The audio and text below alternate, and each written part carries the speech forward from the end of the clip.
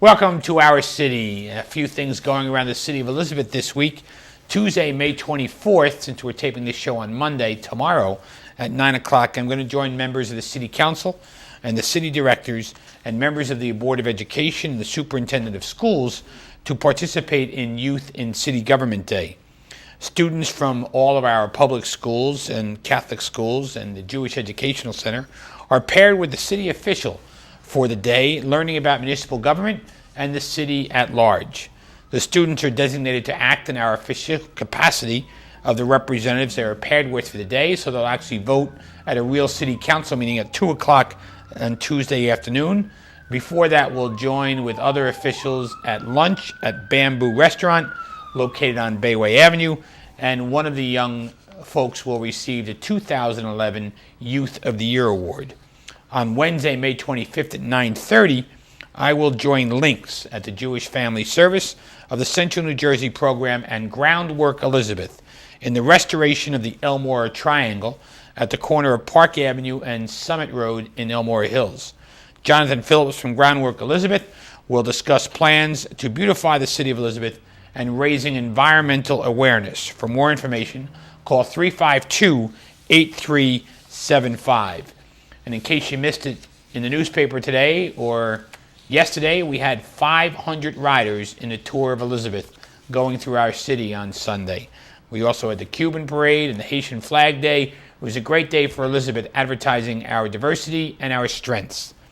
The event at 11 o'clock will also be a phenomenal women event at the Stephen Sampson Center, located on Anna Street on Wednesday. Earlier that afternoon, the Elizabeth Rotary Club's annual scholarship luncheon at the Newark Renaissance Hotel. The Albert and Lewis Davis Scholarship provides scholarship grants to Elizabeth High School students.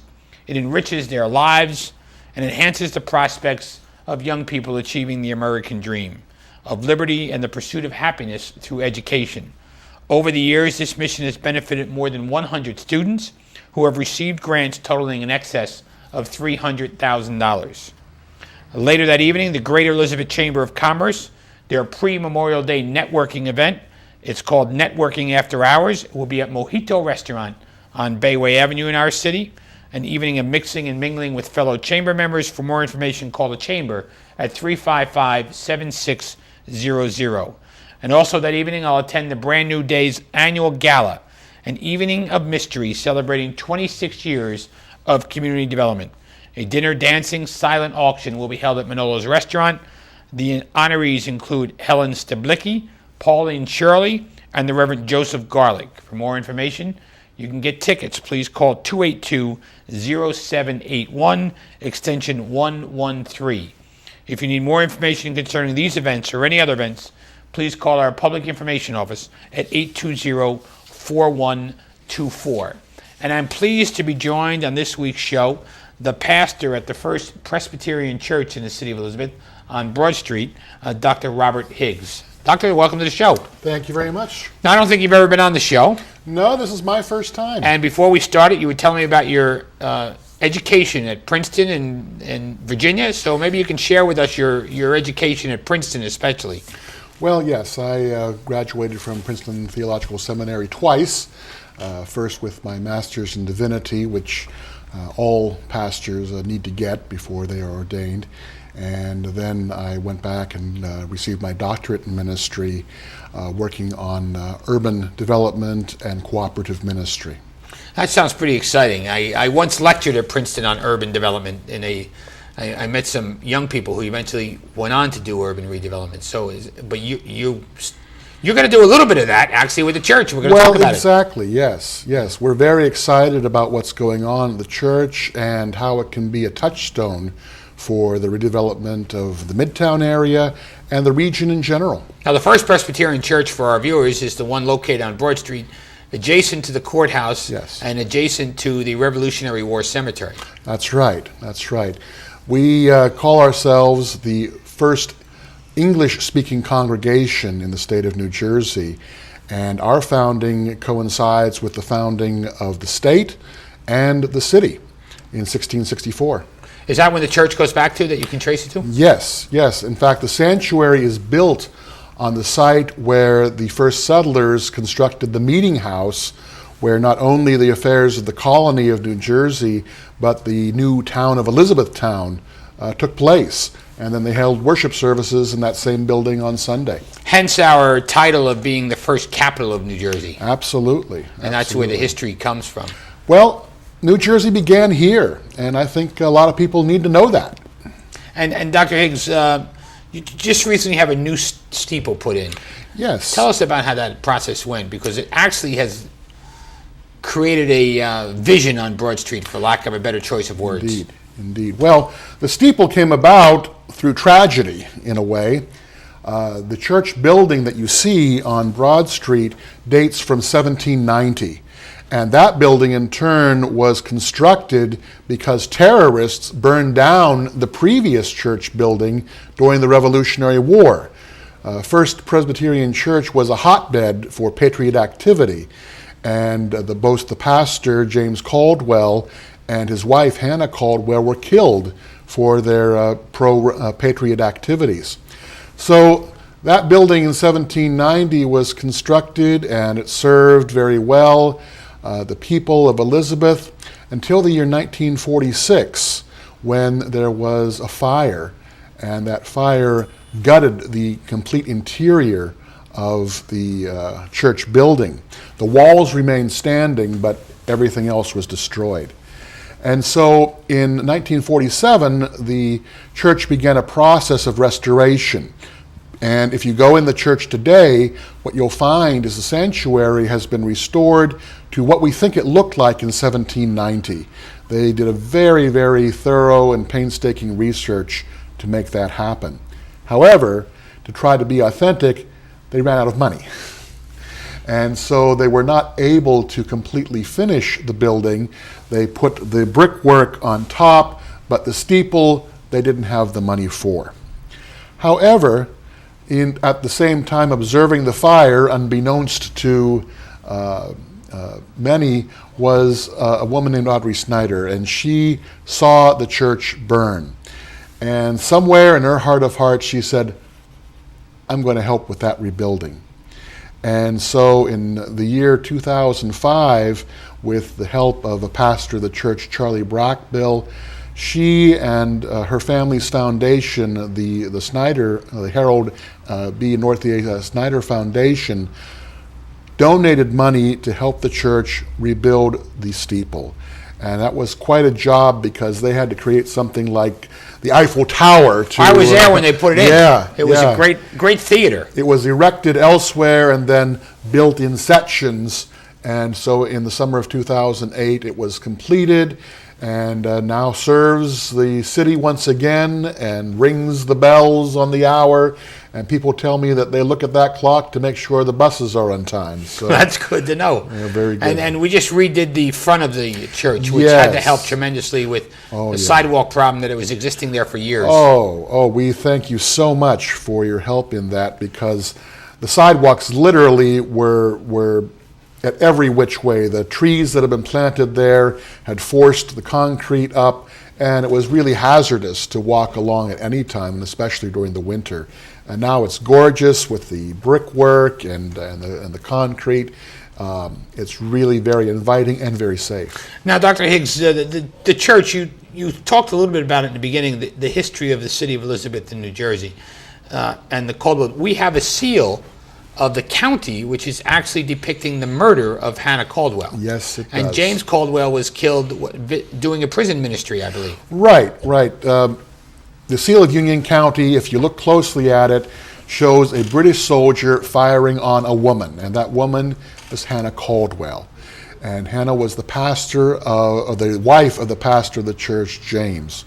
She was actually shot in Connecticut Farms area, because James Caldwell served not only the first church, but the Connecticut Farms Church and which at that time was Elizabethtown. Right. Even though it's located in Union today, that was Elizabethtown. So he had three ministries, and the situation here in Elizabeth was so hot that he removed his family to the Connecticut Farms area. And so Hannah was apparently inside the house, minding her own business, and what we believe is that a Hessian soldier, a hired mercenary of the British, saw a movement, took aim, fired, and Mrs. Caldwell was killed. And then about a year and a half later, Reverend Caldwell was visiting members of the congregation who were prisoners of war.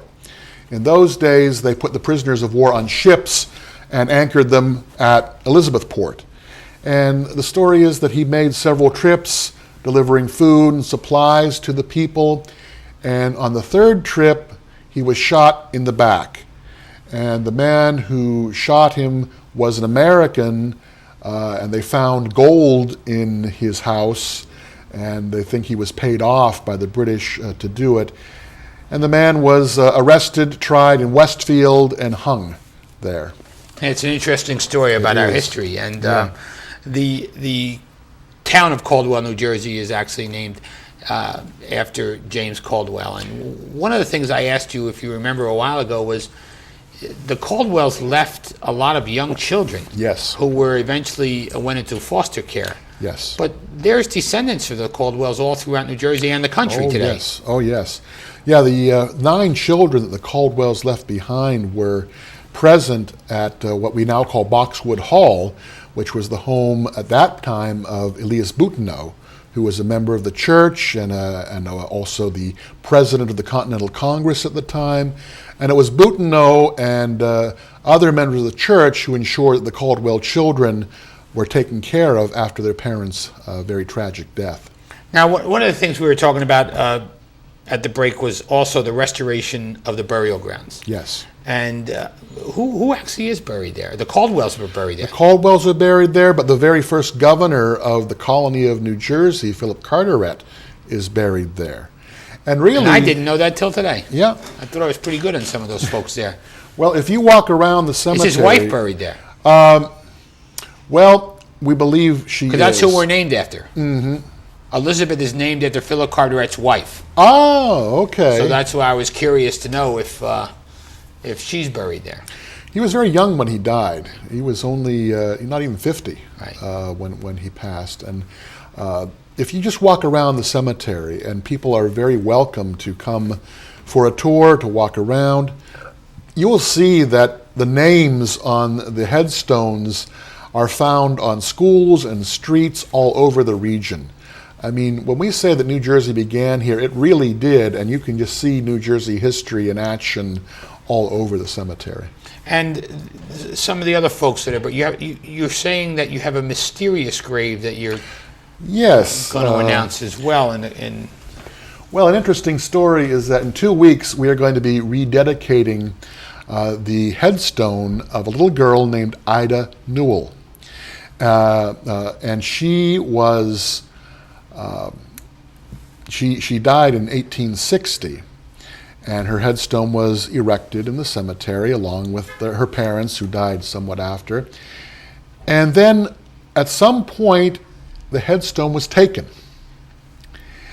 And about 6 months ago, 2 ladies came up to the church and delivered the headstone and a complete documented biography of Ida, including references from the New York Times of 1860 and a complete research into her lineage. And they went on Ancestry.com and did all this fantastic research. They did not leave their names.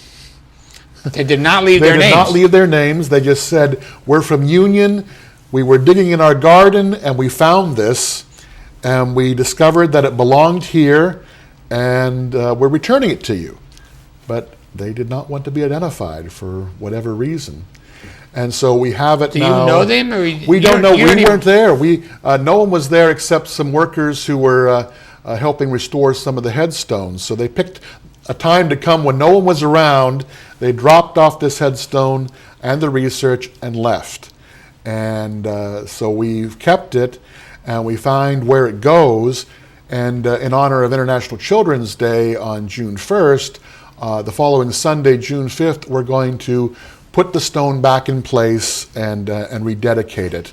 So it's the stone? It is the stone, oh yes, oh yes. Ida is on the front, and on the back is a little inscription about her life. But she was only 9 years old when she died, and her parents buried her, and now her stone is back. Wow. Now, there's also a crane buried there, and when the crane toppled, that was trying to pull up trees a couple of years ago, it fell right next to the Crane headstone. I found that interesting, but it didn't crack. Philip Crane's. Is it Philip Crane? We have so many cranes in that cemetery. And the cranes are where the township of Cranford comes from, because it was originally known as Cranes Ford, because people could cross the river in Cranford. But yeah, we have cranes, we have Daytons, we have Ogdens, but overall there's over 2,000 people buried in the cemetery. The last one was buried when? 1964 was the last burial, a relative of someone who was buried there. For all intents and purposes, the cemetery is now closed for any future human or full remain burials. However, we might consider doing a crematorium at some point, as they have done in Westfield. We're going to take a commercial break, Dr. Higgs, and come back and talk more about the future plans that you have. If you could stay with us. Please stay with us after these messages. Be more from our city.